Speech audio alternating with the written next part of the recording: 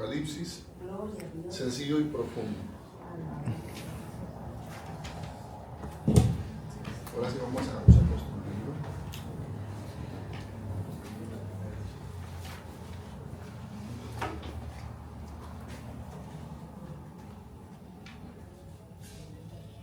Ok, vamos a introducir el libro. Miren, hermanos, este libro se llama Sencillo y Profundo. Sencillo es porque Dios me puso en mi corazón tratar de eliminar lo que se conoce. Apocalipsis no lo leas porque está bien revuelto, es un libro que no se entiende, no lo leas. Te vas a confundir. Sí, te vas a confundir, no lo leas, no te metas ahí. Y entonces Dios me puso el que lo escribiera en una forma sencilla para que la gente lo pudiera disfrutar. Y a la vez disfrutarlo, pudiera tener un conocimiento plano de lo que va a ser el futuro. Entonces, usted cuando compra este libro, se va a dar cuenta que este libro tiene, por ejemplo, si vamos a hablar acerca de los mártires que van a surgir en la gran tribulación, usted mira mártires en el capítulo 5, en el capítulo 7, en el capítulo 11, o sea, es la historia de los mártires, pero en diferentes capítulos.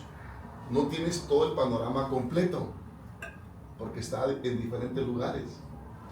Entonces yo lo que hice, para que fuera sencillo, todo lo que tiene que ver con los mártires, lo que estaba desparramado en otros capítulos, los junté dentro del capítulo donde habla de los mártires. Y entonces entran en el capítulo, pero todo lo que estaba revuelto por allá, lo traje a la parte primaria.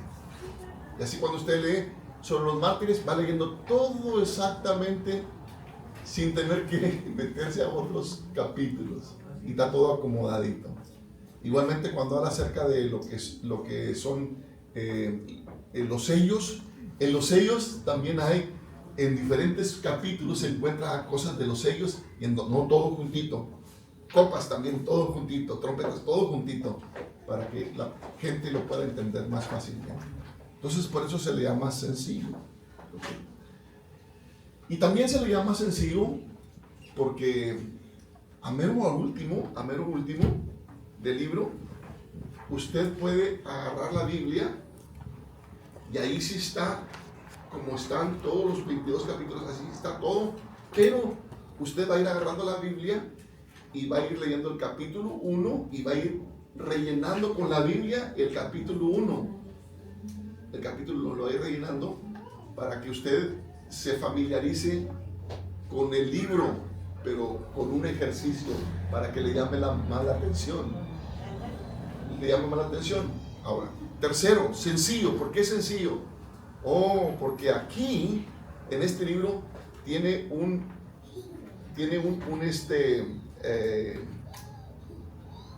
como un diccionario para que usted entienda los números que se mencionan, los símbolos, las figuras, y usted pueda, cuando empieza a leer, como usted tiene como un diccionario que le dice qué significa cada cosa. Por ejemplo, le voy a poner un ejemplo. La Biblia dice, y el cielo se enrolló como un pergamino. Dice, el cielo se enrolló como un pergamino, y todo monte y toda isla huyó de sus lugares. Entonces, ¿a qué se refiere que el cielo se enrolló como un pergamino? Y aquí se especifica que la palabra cielo representa como orgullo, altura. Y enrollarse, el cielo se enrolló como un pergamino, da a entender de personas que están en altura, que son orgullosos, pero cuando empiecen a venir los juicios de Dios, se les va a venir su orgullo para abajo, se les va a venir su altura para abajo. Y muchos montes e islas, y los grandes y los pequeños. Ahí habla también de personas que van a ser conmovidas cuando vengan los sellos. Ellos se van a conmover. Y entonces una estrella representa, puede ser, escuche bien, un líder máximo, o puede ser un ángel, etc. Y esto es lo que tiene tiene un diccionario donde más o menos a usted le enseña qué significan los números, los símbolos, las figuras del Apocalipsis. Y esas son las tres variantes que tiene para que usted lo mire sencillo y lo pueda entender. Porque yo sí me enredé un poquito. Cuando yo leía el libro de Apocalipsis me enredé un poquito porque no conocía yo acerca de el lenguaje de qué se estaba refiriendo. Dice, y vi que las estrellas cayeron del cielo a la tierra. Y entonces yo dije, va a estar bien feo porque las estrellas van a caer en la tierra. Pero luego ya después que me di cuenta que no, porque una estrella a veces es hasta 3 veces más grande que el planeta Tierra. Entonces, ¿cómo es posible que las estrellas van a caer? No queda. Y entonces ya me empecé a dar cuenta que se estaba refiriendo a los líderes que van a ser avergonzados. Y entonces son las estrellas que caen. Y todo monte y toda isla, entonces se refiere a los gobiernos, a las jerarquías que había aquí, pero no exactamente las estrellas del cielo, porque una estrella es hasta 3 veces más grande que el planeta Tierra. Y si así fuera, después pensé la lógica. Si así fuera que al principio de la tribulación caían las estrellas, entonces ya se acaba el milenio, se acaba todo y no se cumple todo lo demás. Y entonces por eso es la parte importante de este libro. ¿Okay? Ahora, ¿por qué es profundo? ¿Por qué es profundo este libro? Porque aquí en este libro voy a explicar cosas que causan confusión a muchas personas evangélicas, pensando que la iglesia va a pasar por la tribulación y la gran tribulación. Y otros dicen que no, que la iglesia no va a pasar por la tribulación y la gran tribulación. Y otros dicen que no, que el arrebatamiento no va a existir, que el arrebatamiento va a ser cuando venga Jesús en el milenio, es cuando va a ser el arrebatamiento y la resurrección. O sea, hay muchos pensamientos. Y aquí en este libro, yo les explico bien claramente que va a haber arrebatamiento antes de la tribulación. Amén. Ahí está explicado en bastantes pasajes bíblicos. Y se desmenuza todo el por qué hay confusiones, porque interpretan mal y ahí se especifica. Y luego también ahí mismo en ese libro especifico muy claro acerca de las personas que a veces piensan que cuando sea la venida de Jesús a reinar los 1000 años es cuando va a ser el arrebatamiento y la resurrección. Están muy equivocados, porque si así fuera, en ese pasaje de, no sé si es el capítulo 19, dijera, y el Señor descendió de los cielos a recoger a su iglesia y a llevar a las nubes. No, dice, viene con sus santos. No dice se los va a levantar, no, dice viene con sus santos. Amén. En un caballo blanco. Y traes en su muslo el Rey de Reyes y Señor de Señores, y viene con una espada. O sea, muy diferente a Tesalonicenses capítulo 4 verso 14. Entonces allí es profundo, porque toco temas que las gentes los enseñan muy mal y los hermanos están revueltos, y ahí se les explica bien claramente a qué se refiere. Okay. Bueno, ya introduje el libro. Estudio sencillo porque tiene 3 variantes. Tiene todo lo que es revuelto por temas dentro del capítulo. Tiene ejercicios para comprenderlo y tiene también un diccionario para entender los simbolismos, los números y las figuras. Y profundo porque se tocan temas que a veces son muy controversiales y es difícil de entender, pero aquí cuando usted los empiece a leer, la información se va a ubicar, que ya lo entendí. Bueno, vamos a entrar entonces ahora al libro. Vamos a abrir el libro. ¿Okay? Ya expliqué sencillo y profundo, pero ahora vamos a entrar al libro del texto. Vámonos a la página.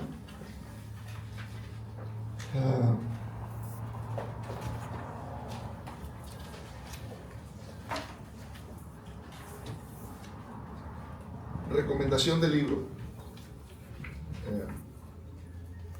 Sencillo y profundo, ya lo presenté. Propósito del libro y agradecimientos. Ya está.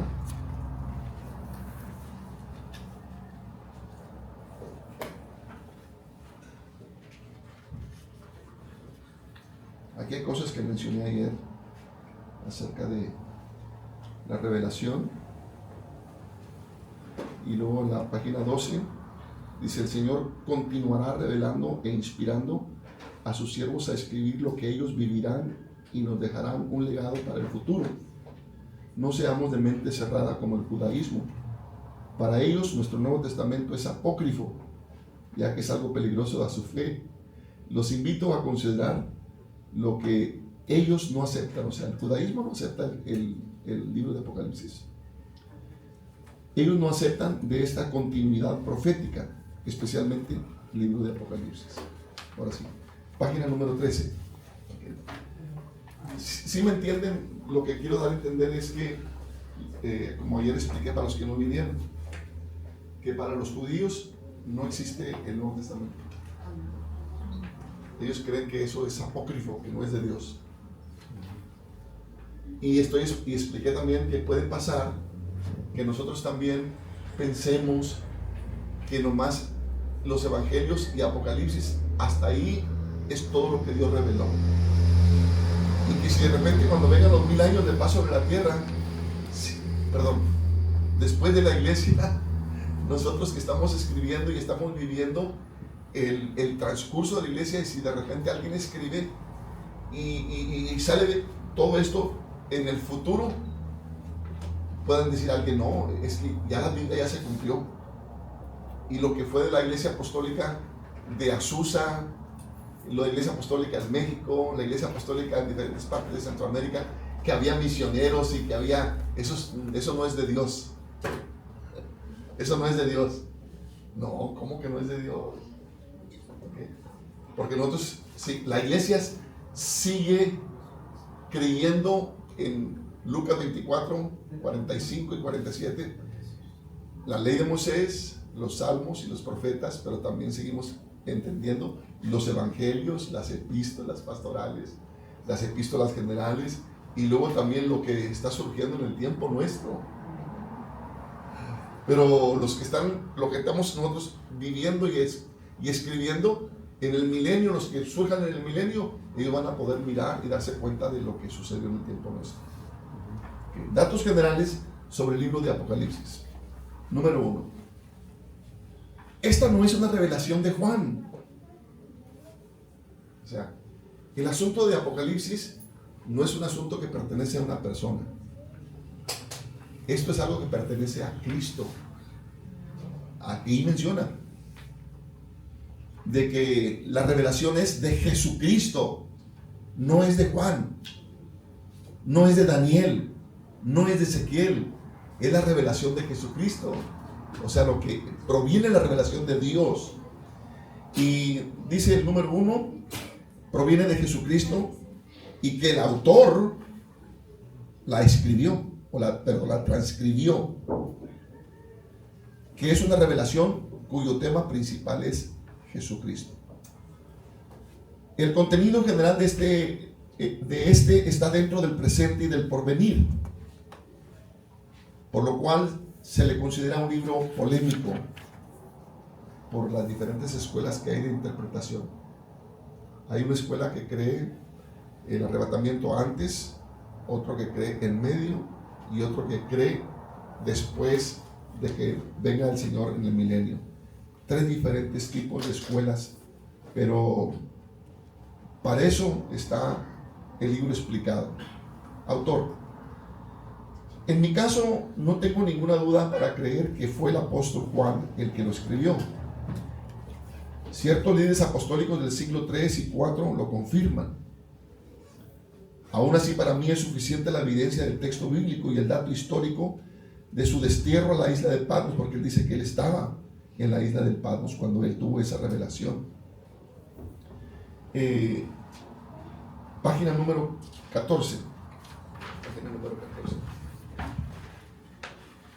El contexto histórico de la escritura: se cree históricamente que fue escrito, aquí a veces no hay muchas precisiones, pero aproximadamente del 81 al 96 después de Cristo. Su género literario, aunque es el libro de Apocalipsis, contiene mucho contenido del libro de Enoc, del libro de Isaías, del libro de Ezequiel, del libro de Daniel y del libro de Zacarías.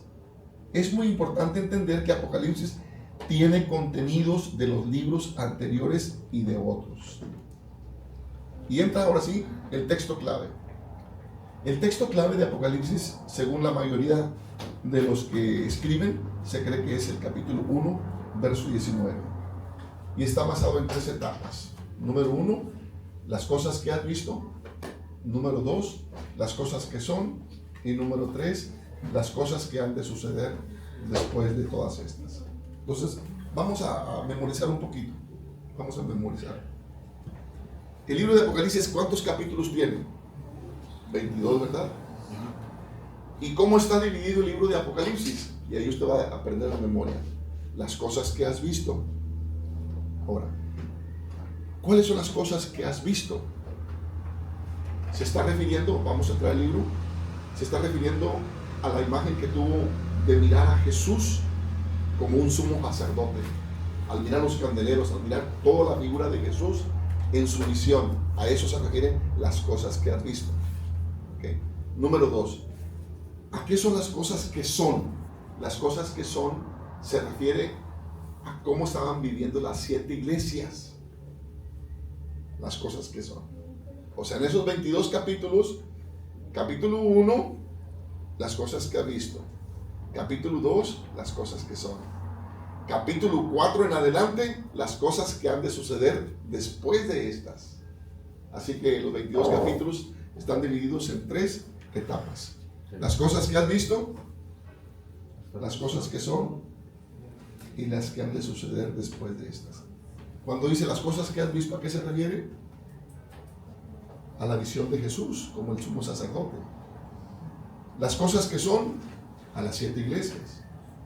Y las cosas que han de suceder después de estas, al Apocalipsis capítulo 4, a lo que hay después del arrebatamiento. ¿Vamos bien, hermanos? Las cosas que has visto, las que son y las que han de suceder después de estos. Tiene aquí lo que se le llama elementos simbólicos. Apocalipsis, regresamos a la página 14. Elementos simbólicos. Apocalipsis es un libro que presenta continuamente símbolos, trompetas, los sellos, las copas, las figuras de animales. Es importante decir que Juan tenía un conocimiento básico, pero no una revelación completa de detalles, de nombres, personajes, gobiernos y lo que presentarían los numerosos símbolos. O sea, cuando Juan empieza a mirar él, por ejemplo, bestias,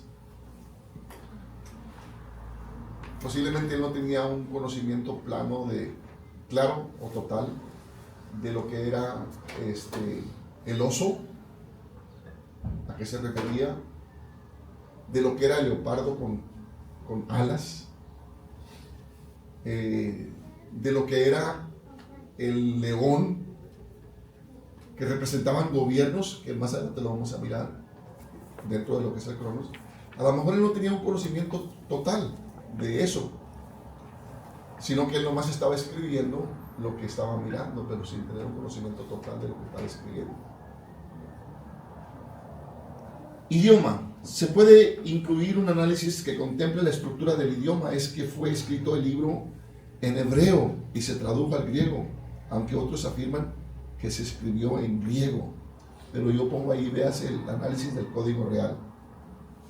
No me voy a meter en asuntos universitarios, pero lo que sí nomás quiero decir es que a mí por más de 20 años se me vendió la idea de que todo el Nuevo Testamento en la universidad fue escrito en griego. Pero ya con lo que empecé a estudiar desde otra vertiente hebrea, me di cuenta que no. Que el Nuevo Testamento, y usted puede comprar el libro del Código Real y ahí presenta todas las 18 puntos que no fue en griego, sino que se recopiló en griego. Pero el idioma oficial religioso era el hebreo. Entonces Jesús y los apóstoles dominaban el hebreo, y sí había ciertas palabras en arameo, pero lo que más dominaban ellos era el hebreo. Pero ya después, por asuntos políticos, automáticamente desaparecieron los manuscritos en hebreo, aunque hay un códice que se llama el Códice Bar-Setov, que ese no alcanzaron a destruirlo, lo escondieron los rabinos, y de ese se han sacado muchas estafas que hicieron los traductores al griego, de manipularlo para acomodar el libro al gobierno. Como en los escritos más antiguos no aparece bautízate en el nombre del Padre, del Hijo y del Espíritu Santo, no aparece. Esos son traducciones que se hizo del hebreo. En el hebreo nomás aparece San Marcos 16: vayan y prediquen el evangelio, el que creyere y fuere bautizado, ese será salvo. No hay confusión. Y luego después aparece Lucas. Marcos se cree que fue la vertiente primaria, y luego Lucas dice: y los mandó que predicasen el arrepentimiento y el perdón de pecados en su nombre, comenzando desde Jerusalén, Judea, Samaria y hasta lo último de la tierra. Y luego San Juan capítulo 3: el que naciere del agua y del Espíritu, ese podrá ver y entrar al reino de los cielos. Pero es todo.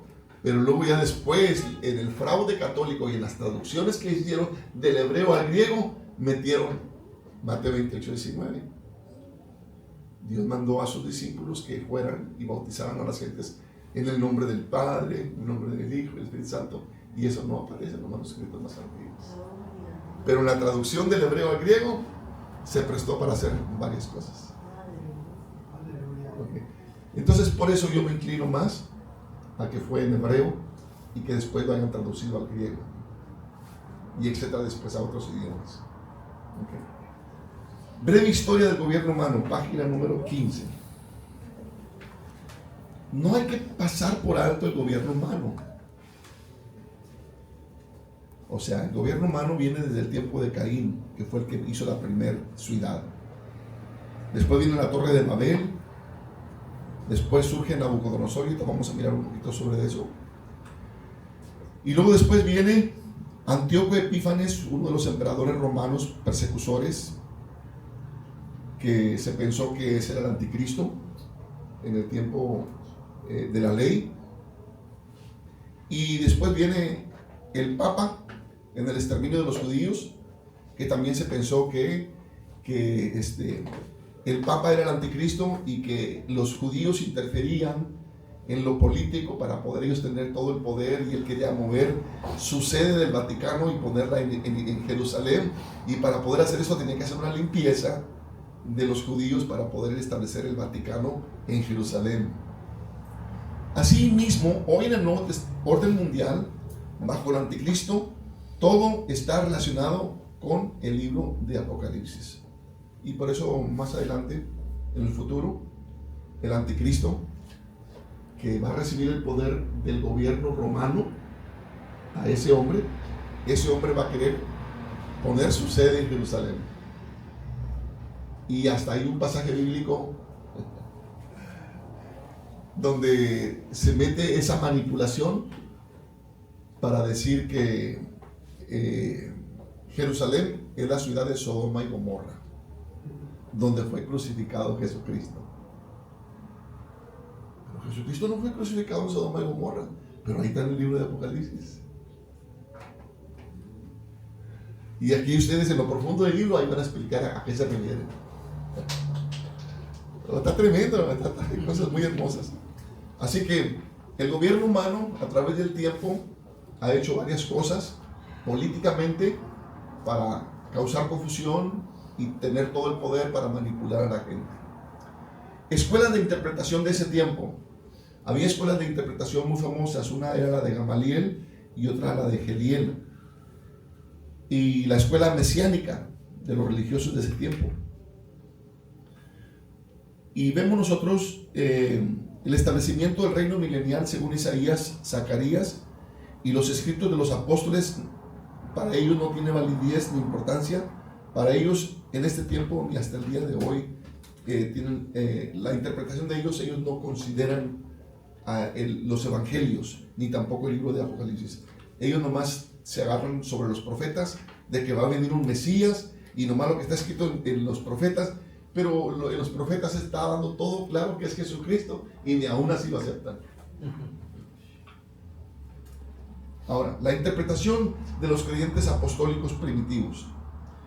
Ellos interpretaron que varios sucesos del primero y segundo siglo, o sea, ellos pensaron que ya estaban dentro de la tribulación y dentro de la gran tribulación.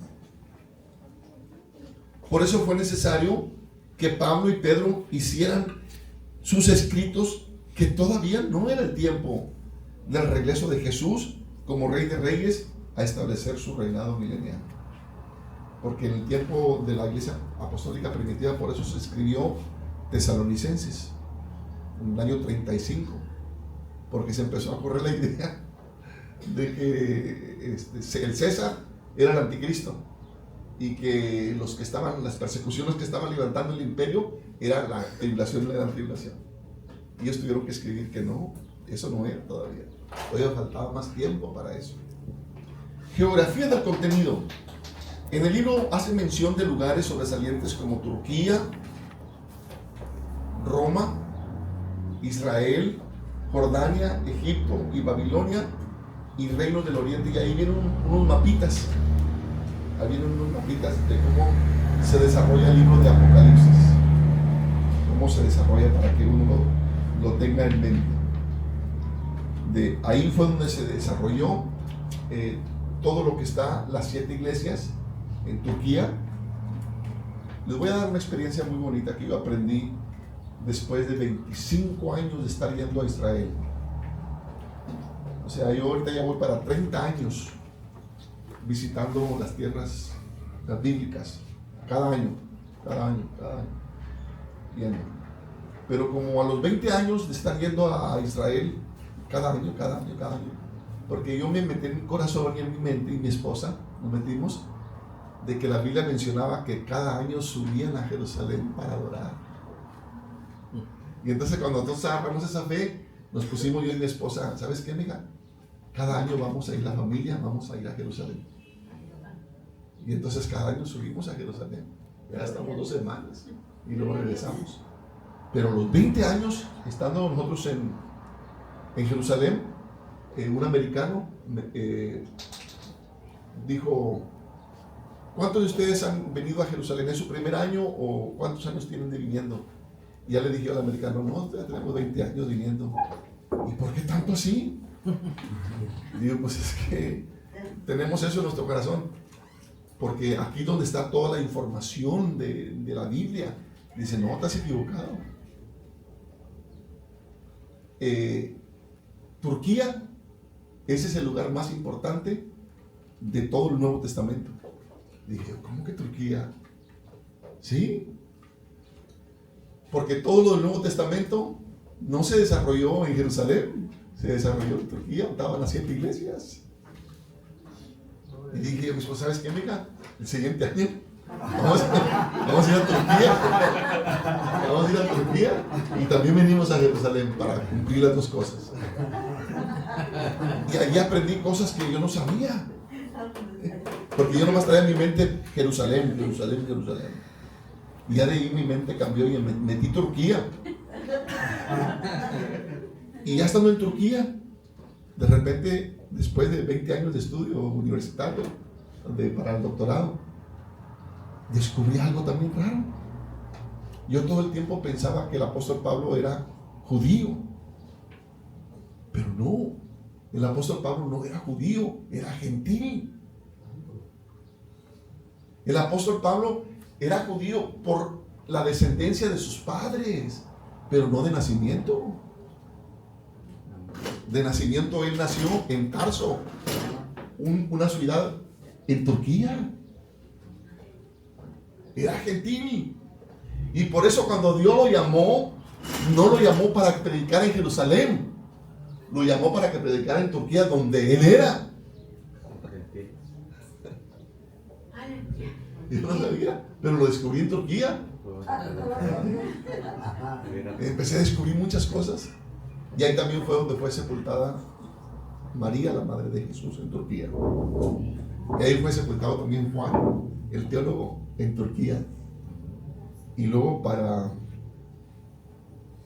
decir una grande revelación que Dios me dio, no que vino de Dios, no, sino que el guía me lo dio.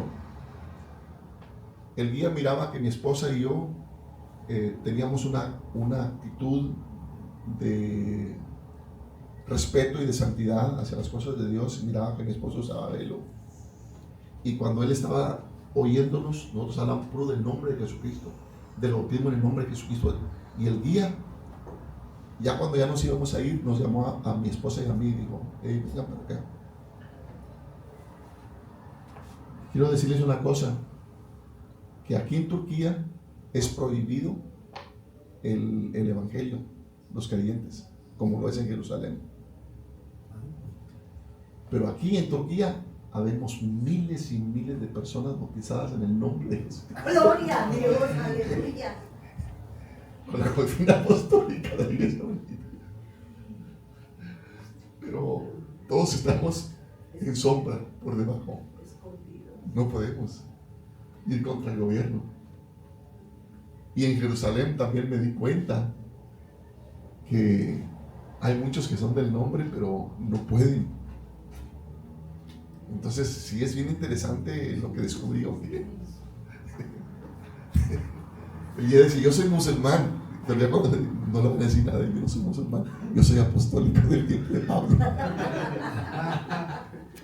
le digan, pero de Cristo, aleluya. Qué tremendo. Okay. Entonces, ya miramos que el libro de Apocalipsis tiene 3 divisiones, ¿verdad? Las cosas que has visto, las cosas que son y las que han de suceder después de estas. Las cosas que has visto, capítulo 1, se refiere a la visión que tuvo de Jesús. Las cosas que son, a las 7 iglesias que están en Turquía. Y por eso yo fui a Turquía y viví la experiencia de estar en las 7. Ya van 3 veces que voy. Y ahora en este año, en septiembre, voy a ir a conocer las iglesias de Corintio, de Acaya, de Creta, de Macedonia, a todas las demás iglesias que estableció el apóstol Pablo que se encuentran en Grecia. ¿Okay? Y este año voy a ir a visitar todas esas iglesias. O sea que ya aquí en mi cabeza ya traigo yo todo lo que es el Nuevo Testamento de experiencia vivida. ¿Okay? Entonces, las cosas que has visto, entramos a capítulo 1. Primero vienen las bienaventuranzas. Ahora sí entramos a la Biblia. ¿Okay? Las cosas que has visto. Dice, la revelación de quién es, de Juan. La revelación es de Daniel. No, es de Jesucristo, que Dios le dio para manifestar a sus siervos las cosas que deben de suceder pronto, y las declaró enviándolas por medio de su ángel. Como les mencioné, los ángeles, el funcionamiento, la descripción del trabajo, ellos son mensajeros, ¿okay? Y se parecen a uno. Y cuando uno nace, Dios lo pone un ángel a cuidado de uno. O sea, hay que ir cerrando todo. Los ángeles son mensajeros que están muy relacionados con los humanos en todo el sentido de la palabra, lo expliqué ayer. Desde que somos formados en nuestro desarrollo y muerte y resurrección, y ahí el Señor dijo en la creación: hagamos al hombre, hablando con los ángeles. Verso 2, que ha dado testimonio de la palabra de Dios y del testimonio de Jesucristo y de todas las cosas que has visto. Verso 3, estamos bajo el punto las bienaventuranzas. Estamos bajo el punto las bienaventuranzas. Versículo 3, bienaventurado el que lee y los que oyen la palabra de esta profecía y guardan las cosas en ellas escritas, porque el tiempo está cerca. Y ahí pongo la explicación, basado en las bienaventuranzas. La bienaventuranzas no es bien vista por muchos religiosos. Hay personas que argumentan en contra, diciendo que les da miedo leer la profecía, que es un libro difícil de entender. Y otros presentan que no vale la pena leerlo por las siguientes razones.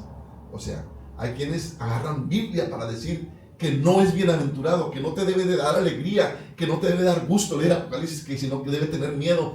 Y luego después, aparte de las cosas de miedo, te meten Biblia para que no lo leas. Y dicen, uno, que las cosas pertenecen a Dios, las cosas que son secretas, ni te metas a leerlo. Y te ponen Deuteronomio 29:29.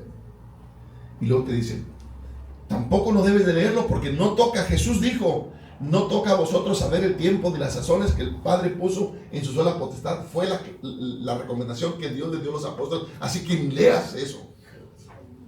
Y luego te ponen el número 3. Porque nadie sabe el día y la hora, ni los ángeles, sino mi Padre que está en los cielos. Así que ¿para qué te metas al Apocalipsis? No te metas, eso no, ni Jesucristo sabe.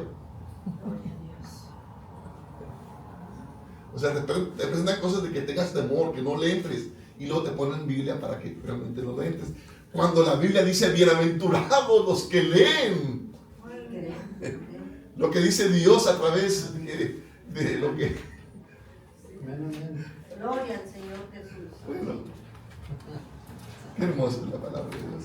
Este libro está bien sencillito, hermano, bien sencillito, porque hay escritores muy buenos y con una altura grandísima, pero yo en mi corazón me puso, la gente tiene que leer Apocalipsis, pero tienes que hacerlo de una forma en que la gente lo entienda. Okay. Ahora, los saludos. Estamos hablando de la primera división, las cosas que has visto, y luego después vienen las cosas que son. Juan, a las 7 iglesias que están en Asia, gracia y paz a vosotros, del que es y el que era y el que ha de venir, y de los 7 espíritus que están delante de su trono. 7 iglesias, ahí voy a explicar. 7 iglesias se refiere a los pastores y a las iglesias. O sea que primero va hacia el pastor y luego también a la congregación. Y luego dice los 7 espíritus. Es que bueno, ¿por qué pongo esto? Porque mira, una vez mi suegro estaba en una escuela dominical en los años 80 y había un hermano que estaba enseñando la clase de la escuela bíblica y estaba diciendo, es que las iglesias, los hermanos son tibios, los hermanos ellos no están ni fríos ni calientes, están tibios, y empezaba a decirles todo y echándole a los hermanos, y mi suegro se levantó y dijo, oiga pastor, discúlpeme pastor, quiero que me explique. Dice que le mandó, escribe al ángel que está en la iglesia. No está diciendo a la iglesia, está diciendo al ángel. Y usted aquí está enseñándonos como que nosotros nomás somos tibios, pero eso también se lo está dando el Señor a usted. Dijo, no, eso no a mí, no, es a la iglesia. No, ¿cómo que no? Al ángel también. Al ángel también. Okay. Así que las 7 iglesias que yo pongo se refiere a los pastores y también a la gente.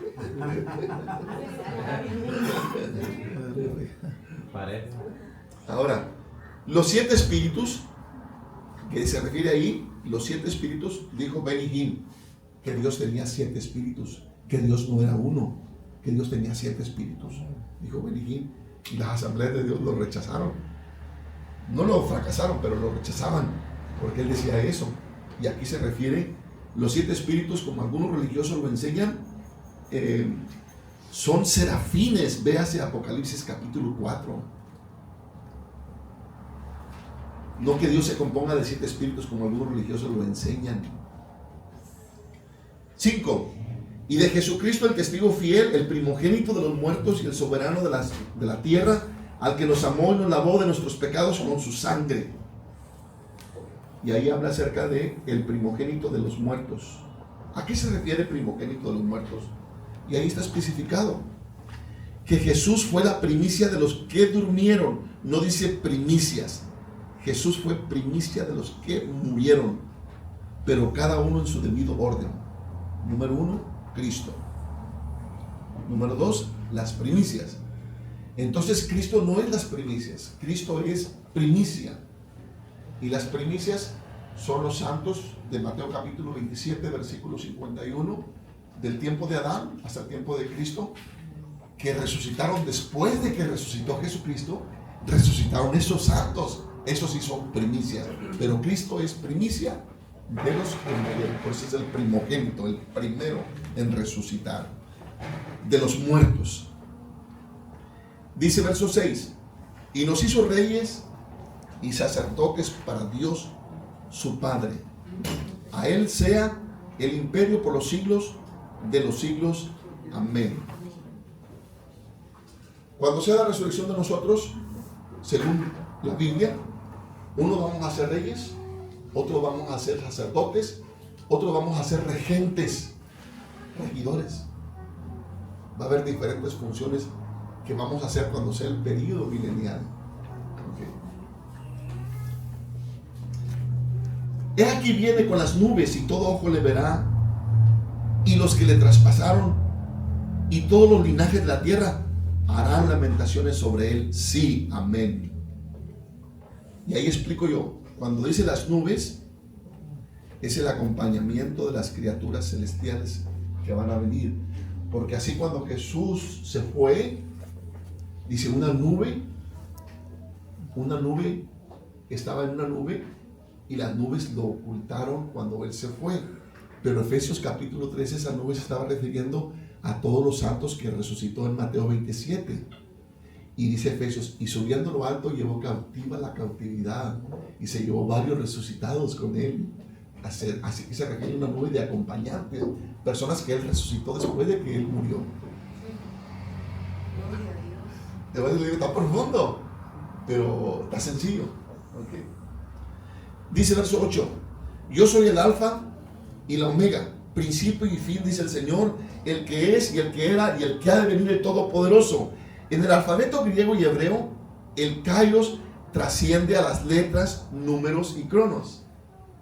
Como dije al último, anteriormente dije que no debemos de ponerle un límite a Dios. Cuando Dios dice yo soy el alfa y la omega, como que Dios está utilizando las letras de griego, alfa, y luego la omega, como que, pero no, Dios es más que letras, y Dios es más que números. Okay. La visión de Patmos. Ahora sí, las cosas que has visto, yo Juan, verso 10, estaba en el Espíritu en el día del Señor, y oí detrás de mí una gran voz como de trompeta. Día del Señor, explico ahí, es un término usado por la Iglesia Apostólica para el primer día de la semana. Hay quienes aseguran que es el día de la ira de Dios, pero no, yo me inclino a que es la interpretación primera, donde se habla que se le conoce como el día del Señor, que era el primer día de la semana, no el día de la ira,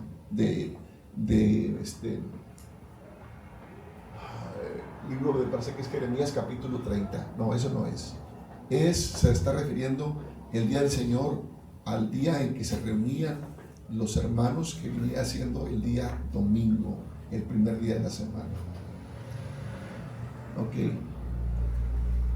Y luego ahí estoy explicando el verso 10.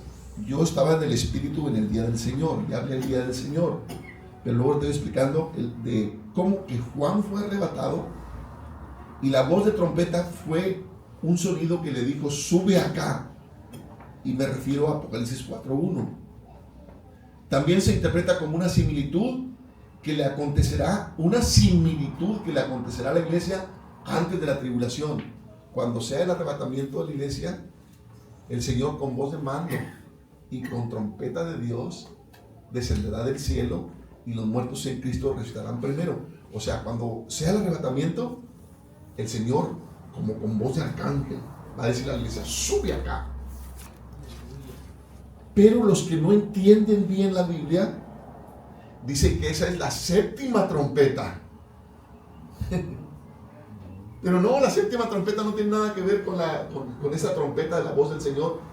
Esa trompeta se está refiriendo no las trompetas que se usaban en la ley, sino que estaba utilizando al fin del periodo de la gracia. Y esa, así como la trompeta se usaba para convocar al pueblo, ya sea a la reunión o a la guerra, el Señor con voz de mando y con voz de trompeta le dice a la iglesia: ven acá, sube acá, como con voz de trompeta, o con trompeta de Dios. Pero no se refiere a las trompetas del juicio, sino se refiere a la finalización del periodo de la gracia. Bueno, dice verso 11, que decía: yo soy el alfa y omega, el primero y el último. Escribe en un libro lo que ves y envíalo a las 7 iglesias que están en Asia. Ahora veamos la visión de Jesucristo como sumo sacerdote. Estamos todavía en las cosas que has visto. Como sumo sacerdote en el tabernáculo celestial. Dice el versículo 12: y me volví para ver el que hablaba conmigo, y vuelto vi 7 candeleros de oro. Y ahí le pongo, ve hacia el verso 20 para que entienda a qué se refieren esos candeleros. Y en medio de los 7 candeleros a uno semejante al Hijo del Hombre, vestido de una ropa que llegaba hasta los pies y ceñido por el pecho con un cinto de oro. Página 19. Su cabeza y sus cabellos eran blancos como blanca lana, como nieve sus ojos, como, usa la palabra como, no es que así tenía los cabellos, sino era como, no era nomás como una explicación, pero no una realidad.